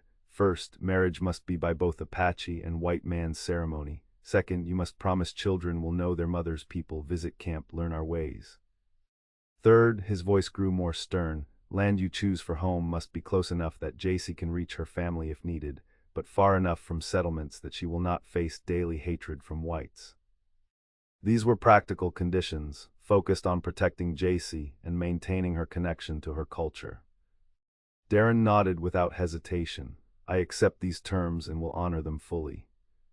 Taza studied him for another long moment before the faintest hint of a smile touched his stern features. Then I give my blessing. He turned to the tribe, speaking again in Apache. When he finished, reactions were mixed, some nodded acceptance, others turned away in disapproval, but none voiced open objection. Jacy's composure finally broke. She stepped forward to embrace her father, speaking rapidly in their shared language. When she turned back to Darren, her eyes shone with unshed tears. It is done, she said simply. My father has agreed. The formality of the gathering began to dissolve as people returned to their daily activities.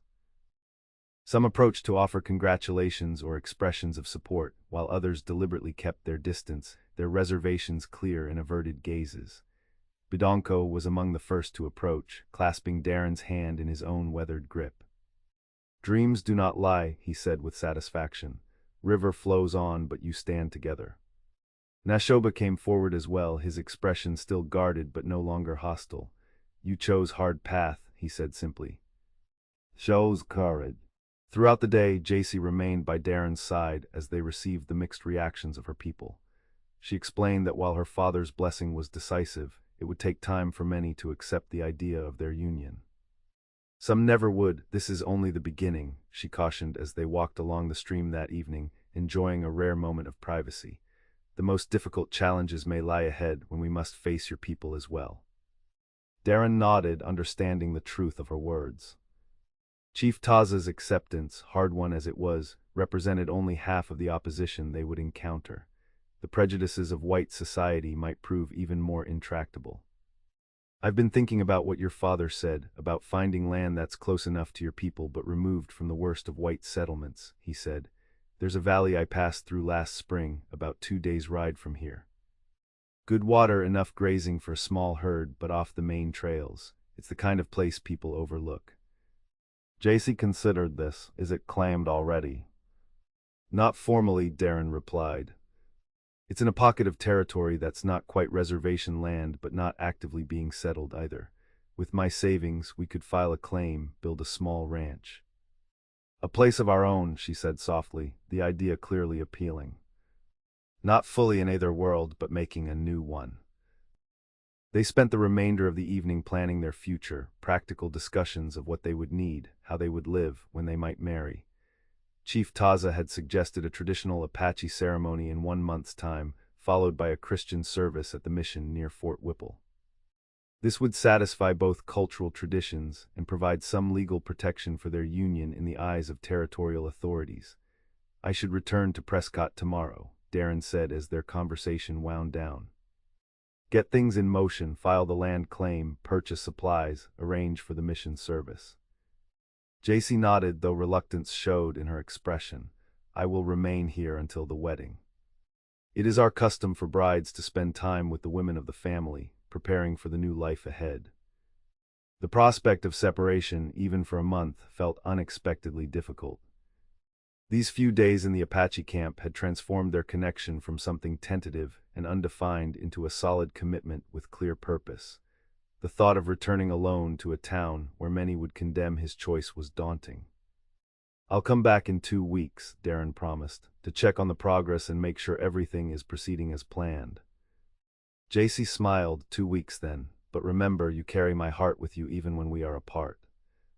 The following morning, Chief Taza arranged for 2 warriors to escort Darren back to Fort Whipple, from where he could make his way to Prescott. The farewells were brief but meaningful, Bidonko offering a small medicine pouch that he insisted would provide protection, Nashoba grudgingly promising to help prepare for the wedding ceremony, and finally Taza himself. "You have won first battle," the chief said, clasping Darren's forearm in a warrior's grip. "Many more to come, but you do not fight alone now." Jacy's goodbye was the most difficult. They stood slightly apart from the others, conscious of propriety, but unwilling to part without some expression of their feelings. "1 month," she said, reaching up to touch his face briefly. "Not so long when we have a lifetime ahead." Darren covered her hand with his own. "I'll have everything ready when I return, a place for us to begin." With that promise between them, he mounted his horse and rode away from the Apache camp, the 2 warriors flanking him as they headed toward Fort Whipple. The journey passed largely in silence, his escorts maintaining a professional distance while ensuring his safe passage through their territory. At Fort Whipple, Darren received a cooler reception than on his previous visit. Word of his intention to marry Chief Taza's daughter had evidently spread, generating reactions that ranged from curiosity to outright condemnation. The post commander, a Major Wilson, summoned him to his office before allowing him to continue to Prescott. "I understand you've been negotiating a rather unusual arrangement with the Chiricahua," the major said without preamble. "Not negotiating, sir," Darren corrected respectfully. "I've received Chief Taza's blessing to marry his daughter." The major leaned back in his chair, studying Darren with a mixture of curiosity and concern. "You're aware, I presume, that while not technically illegal, such unions are frowned upon by society at large." "I'm aware," Darren confirmed, "and that any children of such a marriage would face considerable prejudice from both communities." "Yes, sir." Major Wilson sighed, removing his spectacles to polish them with a handkerchief. "I've been stationed on this frontier for nearly a decade, Mr. Nichols. I've seen the worst of relations between settlers and natives, but also occasional moments of genuine understanding. Taza is among the most reasonable of the Apache leaders we deal with. His willingness to negotiate rather than fight has saved lives on both sides." He replaced his spectacles, his expression grave. "If his daughter has chosen you, and he has given his blessing, I won't interfere. In fact, I'll ensure that the marriage is properly registered with territorial authorities when the time comes. But I feel obligated to warn you that your path will not be an easy one." "Thank you for your candor, Major," Darren replied, "and for your unexpected support." The officer waved this away. "I'm a practical man, Mr. Nichols. The future of this territory depends on finding ways for different peoples to coexist. If your unusual union contributes to that goal, so much the better." His expression hardened slightly. "But not everyone shares my pragmatic view. Be prepared for opposition, possibly even danger, when your intentions become more widely known." With that sobering warning, Darren was allowed to continue to Prescott, arriving as dusk was falling. His first stop was Howard Jenkins' livery stable, where his former employer greeted him with raised eyebrows. "Didn't expect to see you back so soon," Jenkins remarked. "Or at all, truth be told." Darren unsaddled his horse, explaining briefly what had transpired at the Apache camp. Jenkins listened without interruption, his weathered face revealing nothing of his thoughts until Darren finished. "So you're actually going through with it," he said finally, "marrying the chief's daughter." "Yes, sir, in about a month's time." Jenkins shook his head, but there was a hint of admiration in his expression. Never let it be said that Darren Nichols does anything by half measures. He clapped Darren on the shoulder. "Need your old job back while you get things sorted." The offer was unexpected and deeply appreciated. "If you're willing, yes. At least for a few weeks while I arrange for land and supplies." "Job's yours," Jenkins confirmed, "and a word of advice, keep your plans quiet for now. Prescott's generally more tolerant than some places, but there are still those who take strong exception to a white man marrying an Apache woman." This matched Major Wilson's warning, reinforcing Darren's resolve to proceed cautiously. He thanked Jenkins and headed to a different boarding house than Mrs. Simmons, preferring to avoid her likely reaction to his news. The following weeks passed in a flurry of activity. Darren worked at the livery during the day, using his free time to make the necessary arrangements for his future with Jacy.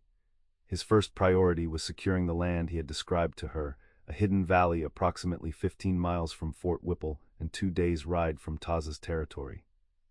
The land office clerk raised his eyebrows at the location. "Not much out that way," he commented as he processed the claim. "Pretty isolated, nearest neighbors would be at least 10 miles in any direction." "That suits me fine," Darren replied, paying the filing fee and accepting the preliminary deed. Next came supplies, lumber for building a cabin, basic farming implements, household necessities, and a small herd of cattle to establish the ranch. Darren was careful with his savings, but even so, the costs mounted quickly. By the end of the second week, he had arranged for most of their material needs, but had nearly depleted his financial resources. Despite Jenkins' advice to keep his plans quiet, word inevitably began to spread through Prescott. Reactions were as varied as Major Wilson had predicted. Some, particularly those who had regular dealings with native peoples, responded with cautious support or at least neutrality. Others made their disapproval abundantly clear. "Heard you're taking up with an Apache squaw," drawled a cowhand named Tucker one evening at the town's main saloon. "Guess some men will bed down with anything when they get lonely enough." Darren's fist clenched around his glass, but he held his temper. "I'd appreciate it if you'd keep your opinions to yourself." Tucker wasn't deterred. "Chief's daughter, they're saying. Probably figures she can spy on white settlements that way. Apache are crafty like that." Several other patrons had turned to watch the exchange, sensing the potential for conflict. Darren set his glass down carefully, knowing that his response here could set the tone for how he and Jacy would be received in the wider community. "The woman I'm going to marry has a name," he said, his voice level but carrying clearly in the now quiet saloon. "It's Jacy. She speaks English better than most in this room, has more dignity than all of us put together, and deserves respect, not ignorant speculation." Tucker's face darkened. "You calling me ignorant, Nichols?" "I'm saying that judging people you've never met based on nothing but their heritage is the definition of ignorance," Darren replied evenly. "And I won't hear it spoken about my future wife." Several men at nearby tables murmured what sounded like agreement. Tucker, finding less support than he'd expected, retreated into surly silence. The incident ended without violence, but it confirmed what Darren already knew, that public opinion would be a continuous challenge for him and Jacy. As the second week drew to a close, Darren prepared for his promised visit back to the Apache camp. Howard Jenkins, who had proven to be an unexpected ally, offered the loan of a pack horse to transport gifts for Jacy's family, a traditional expectation for prospective husbands that crossed cultural boundaries. "Never thought I'd be helping outfit a man to marry an Apache bride," Jenkins remarked as they loaded the pack animal. "But then, times are changing faster than most folks realize." Darren secured the last bundle. "I appreciate your support. Not everyone's been as understanding." Jenkins shrugged. "My sister and her Navajo husband have been married 20 years now. Raised 3 fine children who can navigate both worlds. It hasn't been easy for them, but they've built a good life." He fixed Darren with a serious gaze. "Just remember, the world will try to force you and your Jacy to choose sides. Don't let it make your own path." With that advice to strengthen his resolve, Darren set out for the Apache camp. The journey felt different this time, no longer venturing into unknown territory but returning to a place and people that had become significant in his life. When he arrived 2 days later, he was greeted with noticeably less suspicion than on his previous visits. Jacy came running to meet him as he rode into the camp, her dignity as the chief's daughter momentarily set aside in her joy at seeing him again. "You came back," she said, her smile radiant. "I promised I would," he replied simply, dismounting to stand before her. Though conscious of the watching eyes of her people, he couldn't resist taking her hands in his. "Everything is arranged. The land, the supplies, the foundation for our future."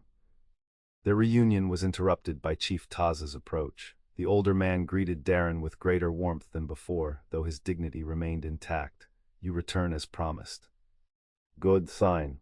Darren nodded respectfully. "I've brought gifts for the family," as Jacy explained was customary. This announcement was met with approval. The gifts, blankets, coffee, sugar, metal cookware, and tools, were practical items that acknowledged the realities of Apache life while showing respect for their needs.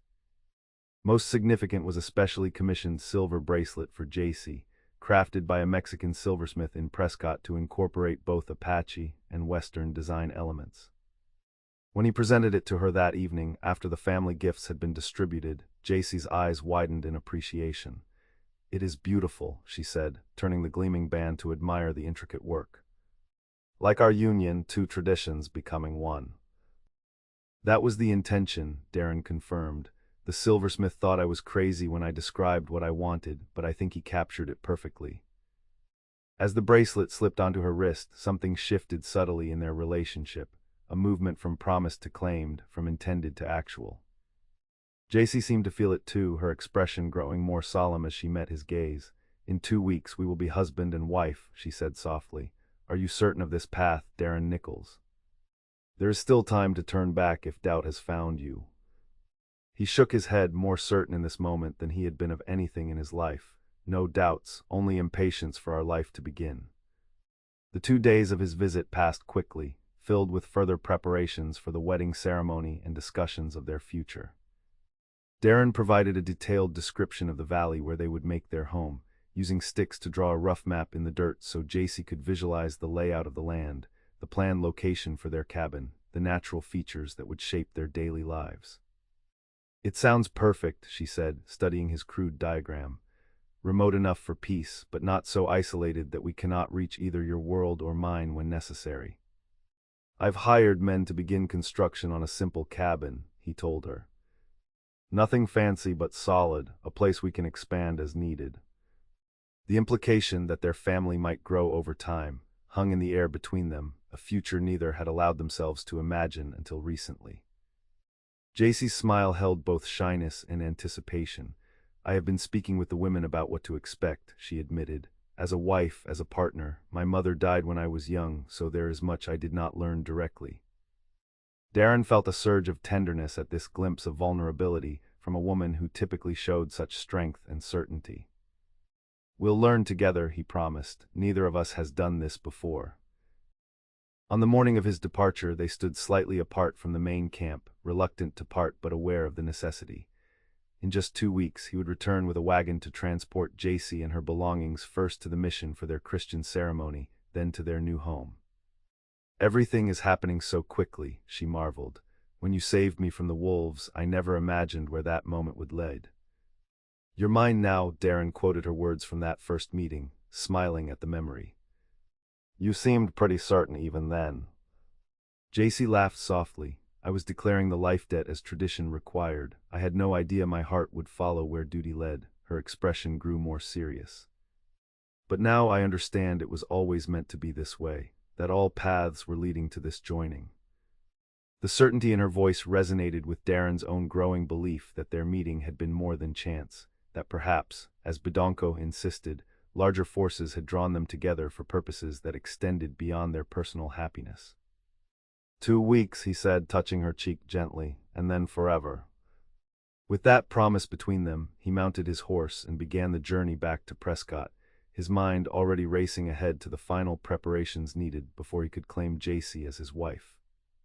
The next 2 weeks passed in a blur of activity. Darren divided his time between his work at the livery, overseeing the initial construction on their cabin, and making arrangements for the Christian ceremony at the mission. This last task proved unexpectedly challenging when the first minister he approached refused outright to perform a marriage between a white man and an Apache woman.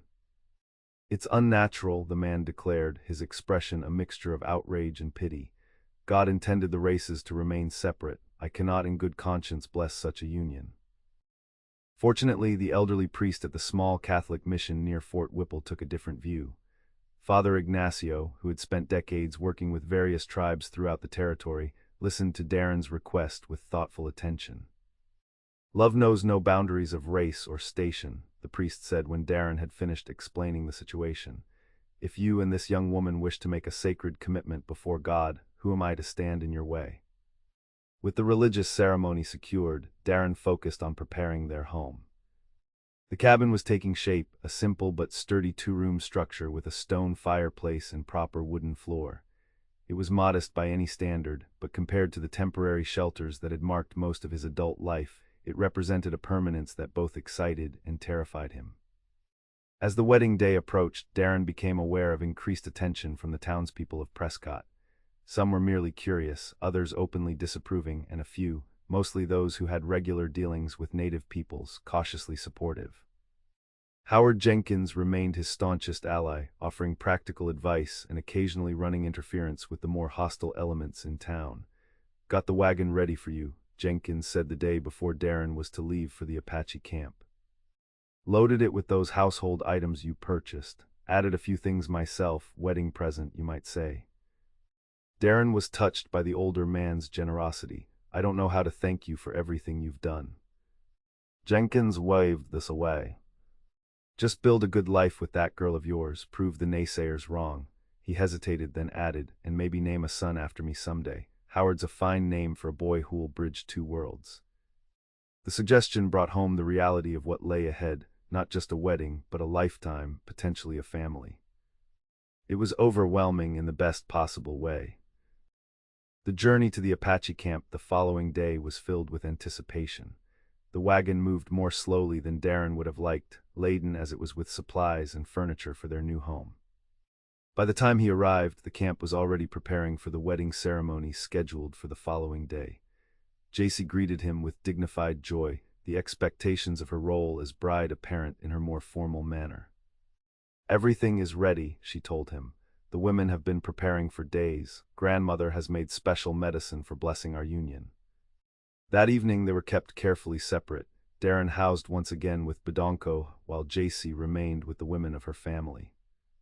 The medicine man seemed pleased with the proceedings, sharing his pipe with Darren as twilight settled over the camp. "Tomorrow you become part of circle larger than yourself," he observed. "Not just husband to Jacy, but connection to all Chiricahua, heavy responsibility."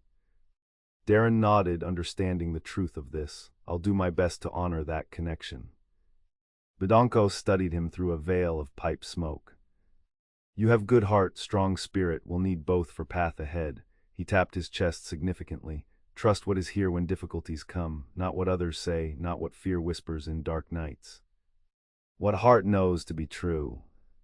The wedding day dawned clear and crisp, the desert air carrying the faint scent of sage and pinyon pine. Darren was directed to prepare himself according to Apache custom, bathing in the stream, then donning new buckskin clothing that had been made for the occasion. His hair was combed and tied back with a leather thong, and his face painted with simple lines of red ochre that symbolized strength and courage. When he emerged from Bedonko's lodge thus transformed, a ripple of reaction passed through the gathered tribe. He looked neither fully white nor Apache, but something between, a visual representation of the bridge he and Jacy sought to build. Chief Tazer approached, formally inspecting his appearance before nodding approval. "Today you become family," he said simply. "Tomorrow, all days after, you remain family. Remember this when world tries to tell you otherwise." The ceremony itself was unlike anything Darren had imagined. The entire tribe gathered in a circle around a central fire. Bedonko presided, his weathered face solemn beneath his ceremonial headdress as he called upon the spirits of earth and sky to witness the union. Jacy was led into the circle by Nilchai and several other women of her family. Darren's breath caught at the sight of her. She wore a dress of soft white buckskin elaborately decorated with beadwork and quills, her hair adorned with feathers and small silver ornaments that caught the sunlight. Around her neck hung both her missionary cross and traditional Apache amulets, a visible symbol of her dual heritage.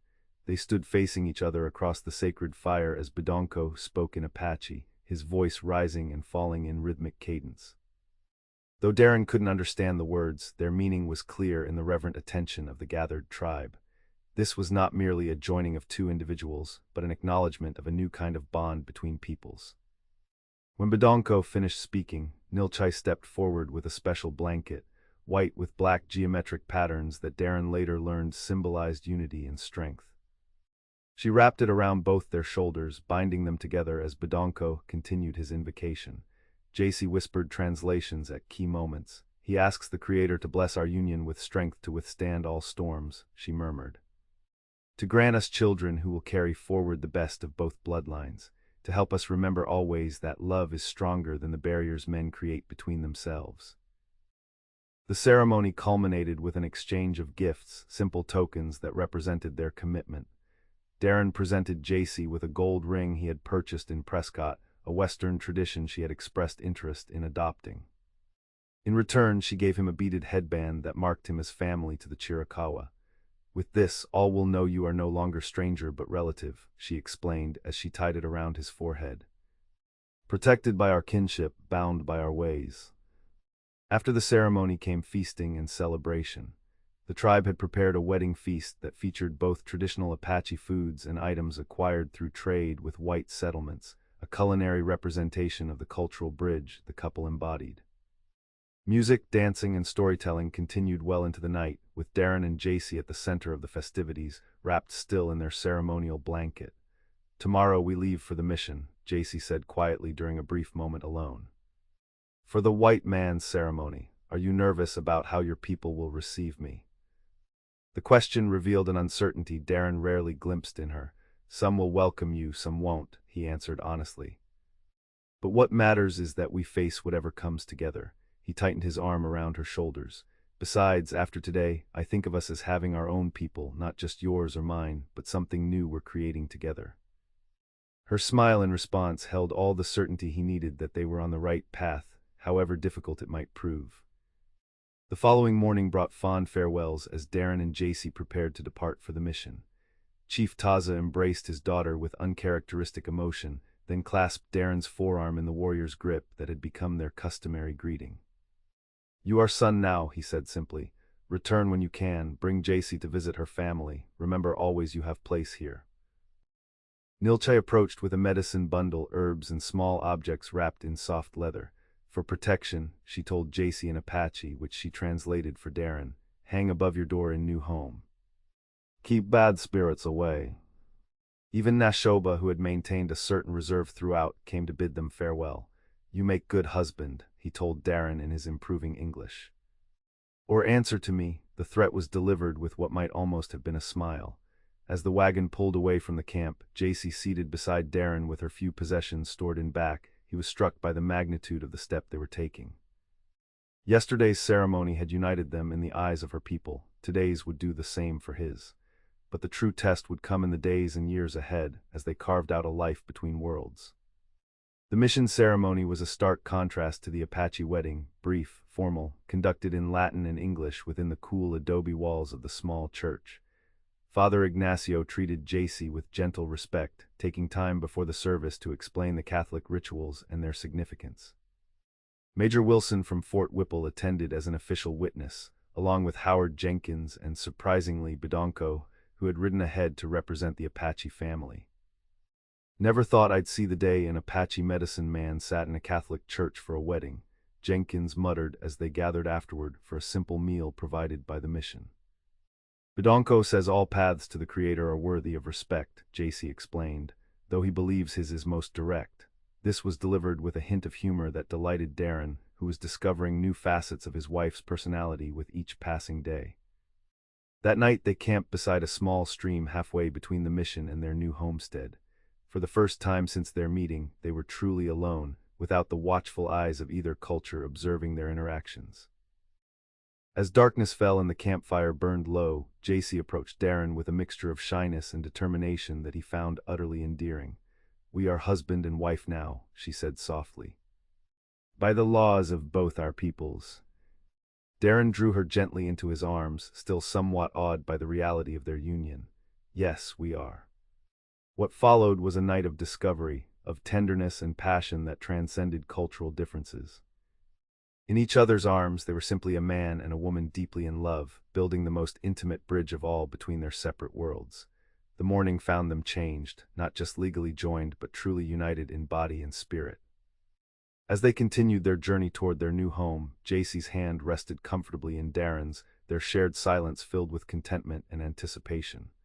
When they crested the final ridge and the hidden valley came into view below, Darren reined in the wagon horses. "There it is," he said, pointing to where the half-finished cabin stood beside a small, clear stream. "What do you think?" Jacy studied the scene with intent focus.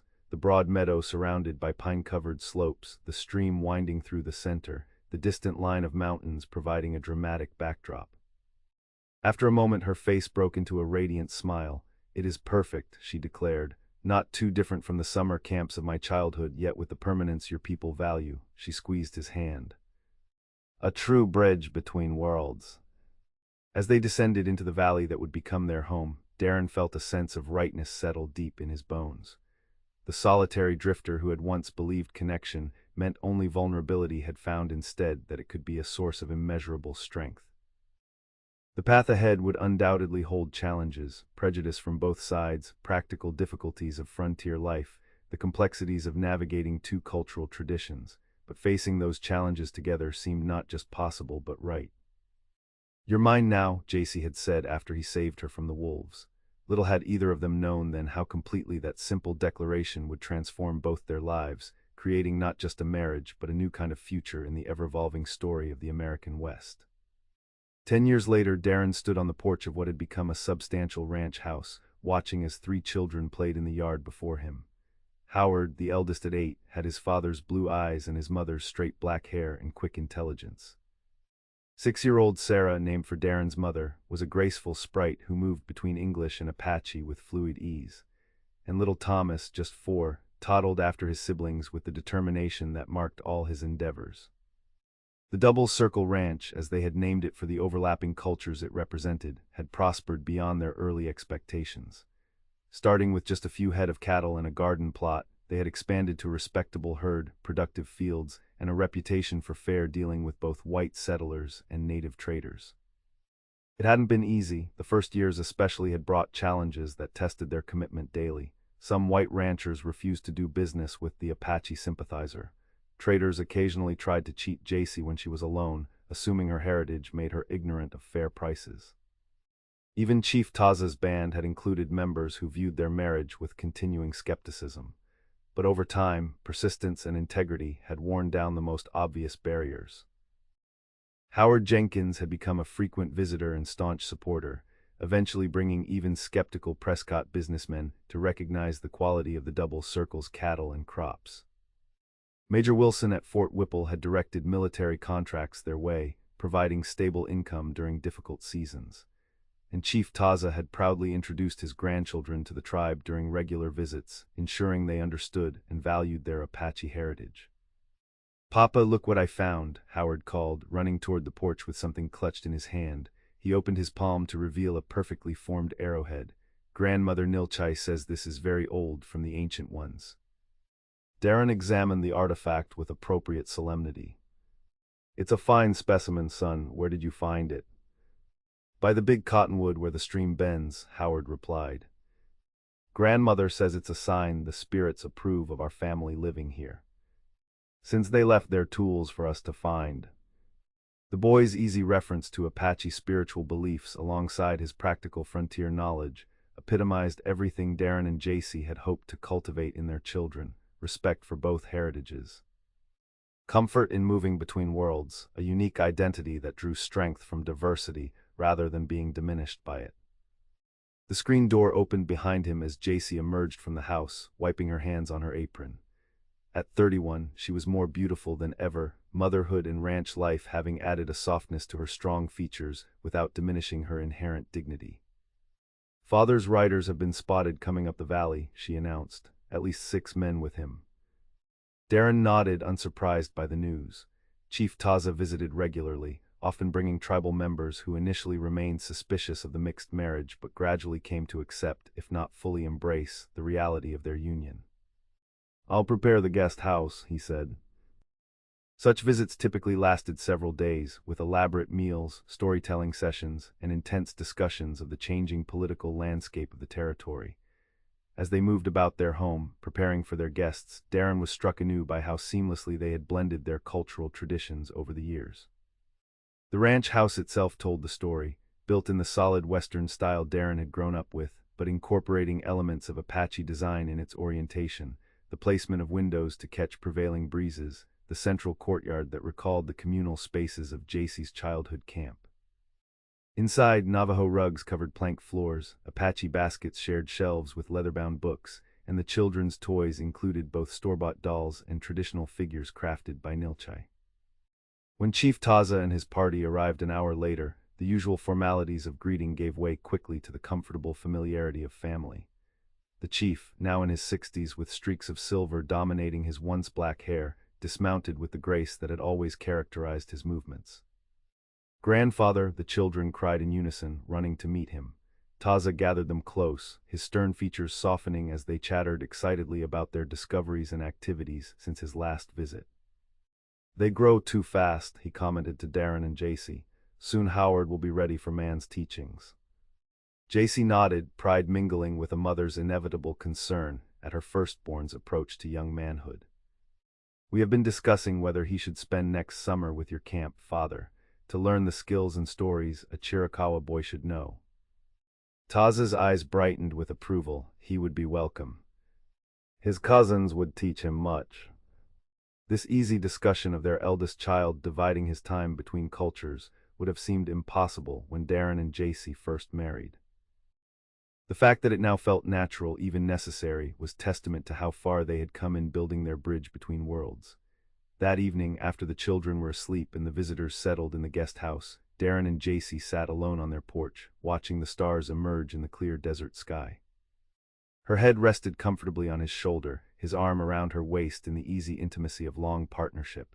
10 years, she mused. Sometimes it feels like yesterday that I looked up from those circling wolves and saw you on the ridge above me. Darren smiled at the memory. "You weren't nearly as frightened as you should have been." "I knew you were meant to find me," she replied with the quiet certainty that had always characterized her deepest convictions.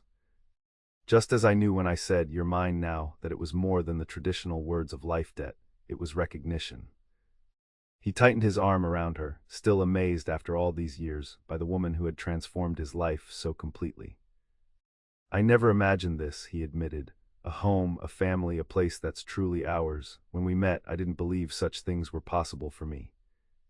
Jacy turned her face up to his, her expression serious in the silvery moonlight. "The world is changing around us faster every year. More settlers coming, more pressure on my father's people, more rigid lines being drawn between what they call civilized and savage." She gestured toward their sleeping children. "But they will be ready for that world in a way neither of us could have been. They stand firmly on the bridge we've built, able to see in both directions." Darren nodded, understanding the profound truth in her words. Their children, neither fully white nor fully Apache, embodied a new possibility in a territory still struggling to define itself. They would face prejudice, certainly, but also carry the unique strength that came from belonging to multiple traditions. "I wouldn't change a thing," he said, thinking back over their journey together. The initial suspicion from both sides, the practical challenges of building a life in frontier territory, the gradual acceptance they had earned through persistence and integrity. "Every difficulty has only made what we've built more valuable." Jacy smiled, leaning up to kiss him with the tender familiarity of a decade's partnership. "Nor would I," she whispered against his lips. "You're mine now, Darren Nichols. Forever and always." As they sat together under the vast desert sky, the ranch house quiet behind them and their future stretching bright before them, Darren reflected that some bridges, once built, become foundations, not just pathways between separate places, but the ground upon which entirely new worlds can be created. In saving Jacy from the wolves that day, he had unwittingly begun constructing such a foundation, not just for themselves, but for their children and the changing territory they called home. Forever and always, he echoed, sealing the promise that had begun a decade ago and would continue as long as the stars shone over their shared valley. Yours completely.